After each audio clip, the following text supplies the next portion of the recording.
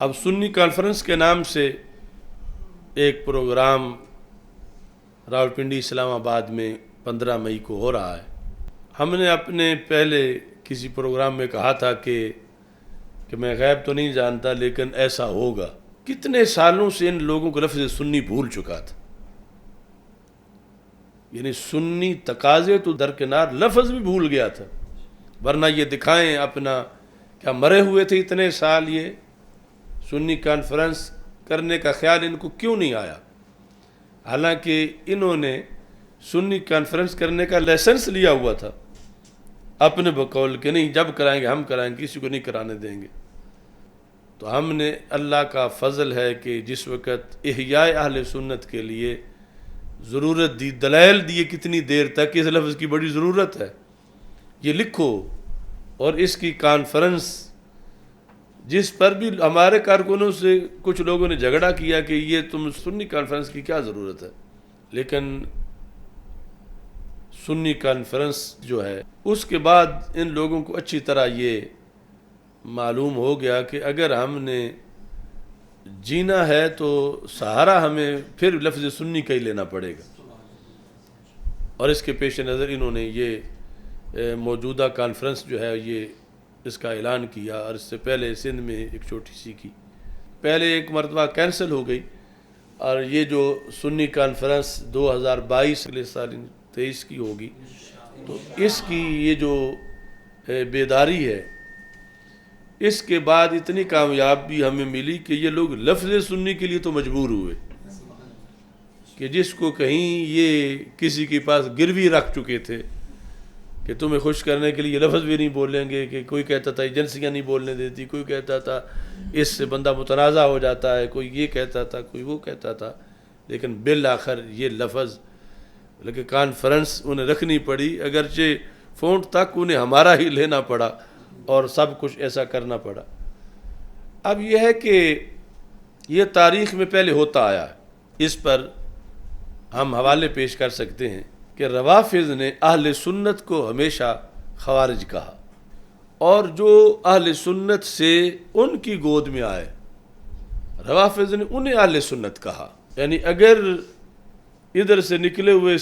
ان کے پاس چلے جائیں اور وہ ایک ہی نام ہو جائے تو انہیں فائدہ نہیں دیتا، یعنی شکار کرنے کے لیے بھی شکاری اسی طرح کی ہی چیز رکھتا ہے کہ جن لوگوں کو شکار کرنا ہے انہی کی ساتھ ملتا جلتا کوئی ہو تو پھر ہی اس کے ذریعے شکار کر سکتا ہے۔ تو ان کی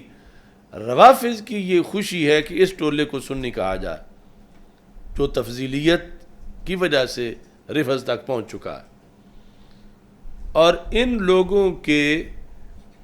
رفض زدہ ہونے پر یہی دلیل کافی ہے کہ آج روافض انہیں سنی کہہ رہے ہیں، اور ہمارے بارے میں وہ جو بولتے ہیں وہ سب کو پتہ ہے، اور وہ ہماری سند ہے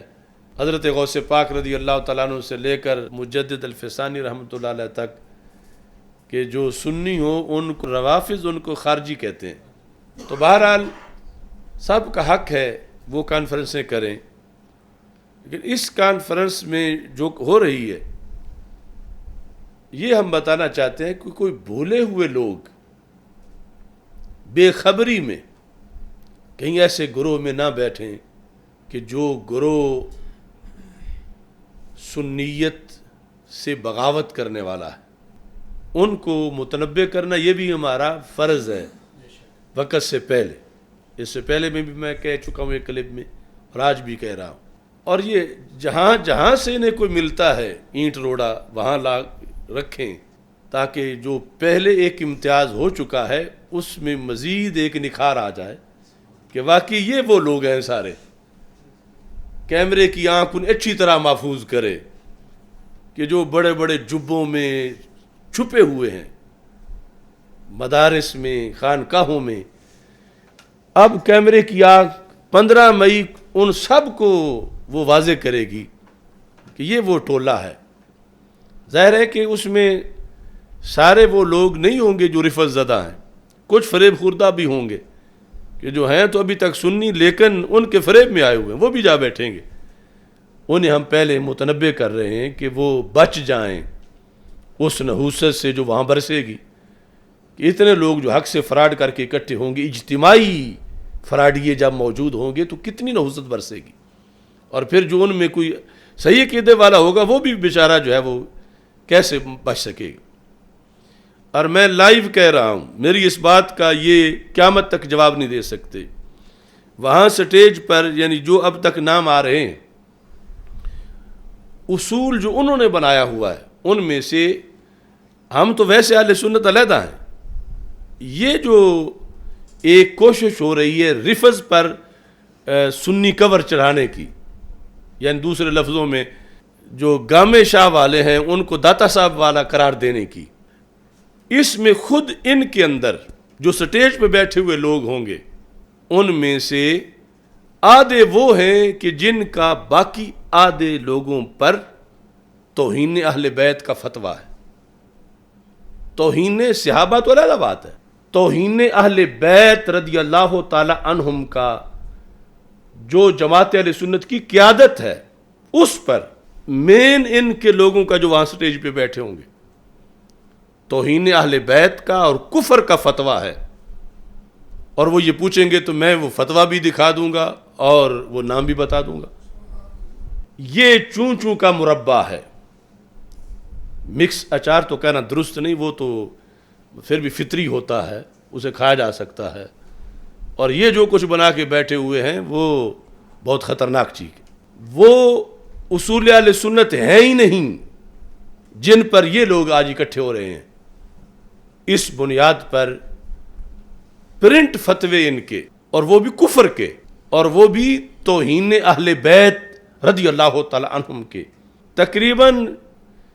جو وہاں بیٹھے ہوں گے ان میں سے ایسے 20 ہوں گے کہ جن پر 20 کو وہ فتویٰ جو ہے وہ پہلے موجود ہے. اور وہ فتویٰ یقیناً غلط فتویٰ ہے،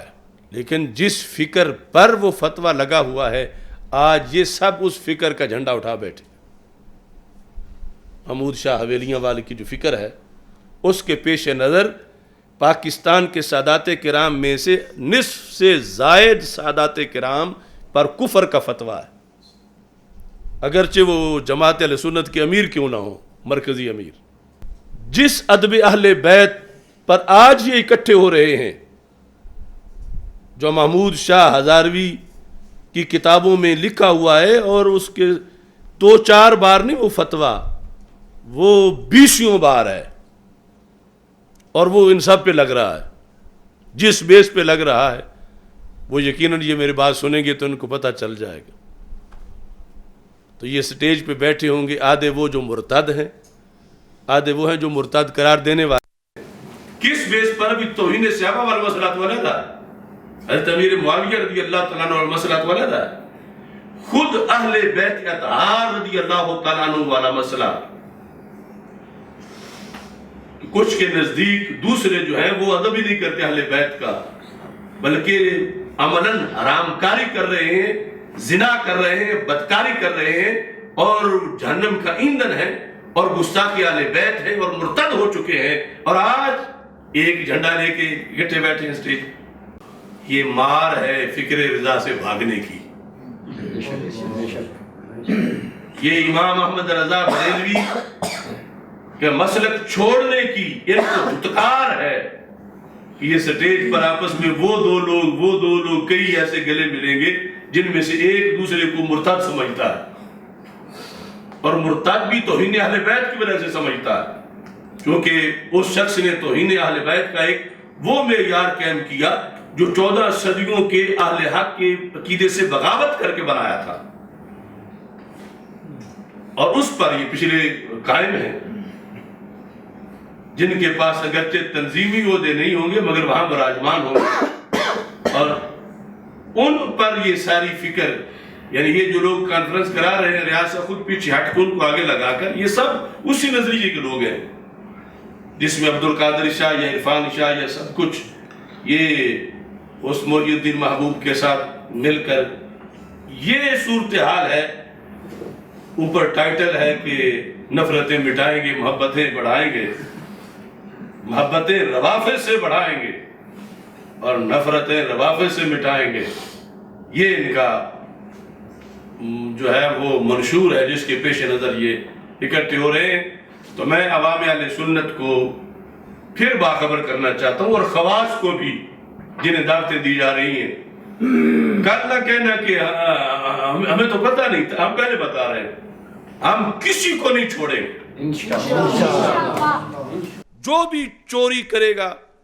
جو بھی مسلک سے بغاوت کرے گا، کتنے بڑے پیر کا بیٹا کیوں نہ ہو، جب اس نے مسلک کو چھیڑا ہم نہیں چھوڑیں گے اس کو، کتنی بڑی گدی پہ بیٹھا ہوا کیوں نہ ہو، اور ثبوت کے ساتھ، اور جنہیں شک ہو وہ اس کانفرنس سے پہلے مجھ سے لے لیں وہ فتویٰ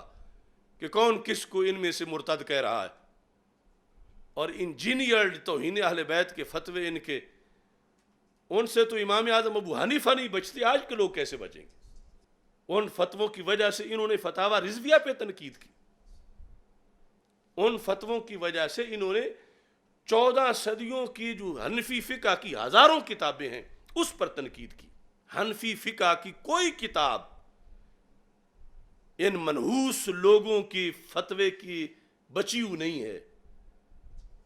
اتنے بڑے بڑے امت کے اکابر اور اتنے بڑے بڑے اسلاف، ان سب کو انہوں نے اس اپنے جعلی فتوے کے ذریعے سے سب پر رد کیا ہوا ہے، اور